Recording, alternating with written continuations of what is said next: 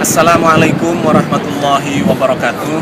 Saya sedang berada di kota Madinah, sedang berada di kompleks Masjid Nabawi, di mana Rasulullah telah menjadikan tempat ini sebagai pusat penyebaran agama Islam ke seluruh muka bumi untuk menyelamatkan manusia dari kegelapan.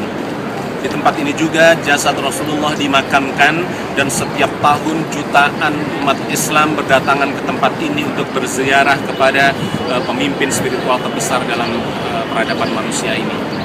Bapak dan Ibu sekalian yang saya hormati, saya ingin menceritakan satu hal yang terkait dengan perjuangan beliau, terkait dengan mukjizat kenabian beliau dalam kesempatan yang pendek ini. Bahwa setiap nabi itu ternyata oleh Allah diberi mukjizat yang berbeda-beda sesuai dengan zamannya. Nabi Musa memiliki mukjizat yang berbeda dengan Nabi Yusuf. Nabi Yusuf memiliki mukjizat yang berbeda dengan Nabi Isa, dengan Nabi Sulaiman, dan termasuk dengan Nabi Muhammad. Coba Anda lihat dalam sejarah, zaman Nabi Musa adalah zaman di mana Fir'aun menggunakan pakar-pakar sihir, ya, para ahli sihir untuk melegitimasi kekuasaannya. Dan kemudian mereka menggunakan kekuasaannya itu untuk membuat rakyat menderita. Maka Nabi Musa diutus oleh Allah untuk mengatasi masalah itu dan diberi kekuatan, diberi mukjizat untuk mengatasi masalah itu. Maka apa mukjizatnya? Mukjizat beliau adalah mukjizat yang mampu mengatasi kekuatan para ahli sihir itu. Nabi Musa diberi tongkat oleh Allah, di mana tongkat itu memiliki kekuatan yang sangat dahsyat, yang kalau dipukulkan ke batu, batunya akan terbelah memancarkan air. Dipukulkan ke laut, lautnya terbelah sehingga Nabi Musa bisa menyeberang bersama Bani Israel, ya, selamat dari kejaran Musa. Dan ketika tongkat itu dilemparkan, ya, kepada ahli sihir ketika mereka bertarung dengan kekuatan sihirnya, maka tongkat itu bisa berubah menjadi ular. Zaman Nabi Musa adalah zaman sihir, maka Nabi Musa diberi mukjizat berupa kemampuan untuk mengatasi sihir itu. Berbeda dengan zaman Nabi Sulaiman. Nabi Sulaiman itu ada di zaman di mana ilmu-ilmu jin, ya, digambarkan oleh Al-Quran itu demikian kuatnya, sehingga Nabi Sulaiman diberi kemampuan oleh Allah untuk menaklukkan jin itu. Ada jin yang dalam pengawasan beliau dan membantu pemerintahan beliau, bisa menyelam ke dasar lautan, ya, mengambil mutiara-mutiara, mengambil tambang-tambang dari perut bumi, mendirikan gedung-gedung pencakar langit. Bahkan Nabi Sulaiman itu menguasai teknologi yang sekarang disebut sebagai teknologi aeronautika, yaitu menguasai teknologi angin, yang ketika melakukan perjalanan dengan teknologi angin itu, beliau bisa melakukan perjalanan dengan kecepatan pagi hari sama dengan kecepatan 1 bulan perjalanan konvensional. Jadi saya membayangkan seperti ya, teknologi pesawat sekarang. Itu adalah zaman Nabi Sulaiman, ya. Zaman Nabi Yusuf berbeda lagi. Beliau diutus Allah di satu saat ketika Mesir itu sedang dilanda oleh paceklik, kelaparan yang panjang, 7 tahun kelaparan, dan kemudian 7 tahun kemudian Nabi Yusuf bisa mengatasi itu. Beliau diberi kemampuan untuk memprediksi masa depan lewat mimpi-mimpinya, dan kemudian diberi kemampuan untuk memanajemeni situasi paceklik itu menjadi teratasi. Jadi Nabi Yusuf diutus Allah pada zaman paceklik dan diberi mukjizat untuk mengatasi masalah itu. Nabi Isa pun begitu. Nabi Isa itu diutus oleh Allah di zaman begitu banyak penyakit-penyakit yang tidak teratasi pada waktu itu, dan kemudian Nabi Isa diberi mukjizat oleh Allah untuk bisa menyelesaikan, menyembuhkan berbagai macam penyakit, termasuk orang yang buta sejak lahir bisa disembuhkan oleh beliau. Sakit lepra, ya, waktu itu tidak tersembuhkan bisa teratasi oleh beliau, dan berbagai macam penyakit, bahkan sampai membangkitkan orang yang meninggal, ya, dihidupkan untuk beberapa saat memberi kesaksian atas sebuah peristiwa. Bapak dan Ibu sekalian, Rasulullah Muhammad SAW diutus Allah di zaman yang berbeda, bukan di zaman sihir, bukan di zaman jin, bukan di zaman segala macam rasul-rasul sebelumnya itu. Maka beliau pun diberi mukjizat oleh Allah untuk mengatasi masalah itu.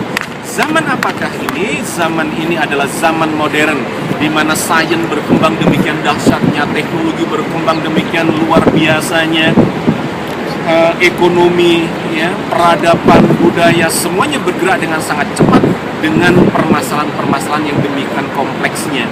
Rasulullah Muhammad tidak diberi kemampuan seperti Nabi Musa misalnya, diberi tongkat, beradu dengan sihir dan sebagainya. Soalnya kalau Nabi Muhammad diberi kemampuan mukjizat seperti itu, nanti bersaingnya akan dengan mereka yang ahli sulap, ahli sihir yang sekarang sudah banyak di acara TV-TV ini.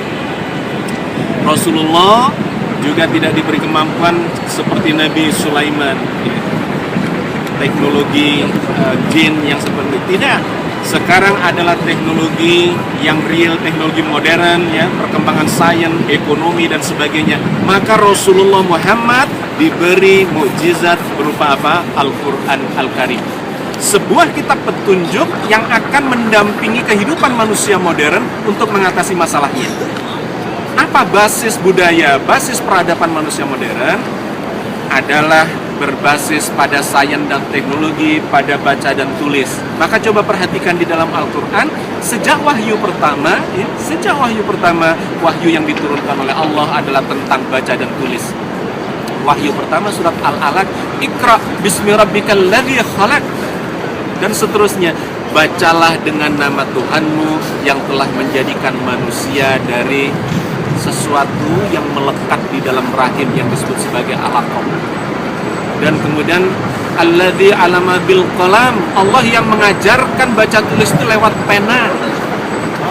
Alamal insana ma lam ya'lam, Allah yang akan mengajari manusia apa-apa yang tidak dipahami. Wahyu yang kedua malah surat Al-Qalam, surat pena. Jadi Bapak dan Ibu sekalian, Rasulullah Muhammad SAW diturunkan Allah di zaman di mana peradaban sudah demikian dahsyatnya berbasis kepada baca dan tulis. Maka mukjizat yang diberikan Allah kepada beliau adalah berupa kitab. Kitab yang akan mendampingi manusia sampai akhir zaman untuk mendapatkan bimbingan, cara-cara, solusi-solusi untuk mengatasi masalahnya. Maka di dalam Al-Quran inilah terdapat petunjuk yang luar biasa. Quran itu mengandung sains, mengandung teknologi, mengandung budi pekerti yang luar biasa. Ini adalah agama Islam. Agama Islam itu diturunkan oleh Nabi Ibrahim alaihissalam, di mana salah satu keturunannya ada di Palestina dan keturunan yang lainnya ada di Mekah. Yang di Palestina adalah Nabi Ishak yang menurunkan nabi yang hebat-hebat, yang ilmu pengetahuannya tinggi-tinggi dengan mukjizat yang dahsyat-dahsyat itu. Dan beliau-beliau ini mulai dari Nabi Ishak, Nabi Yakub, Nabi Yusuf dan seterusnya sampai Nabi Isa, ya, diberi ilmu yang tinggi oleh Allah, diberi mukjizat yang hebat untuk menundukkan, memberi petunjuk kepada Bani Israel.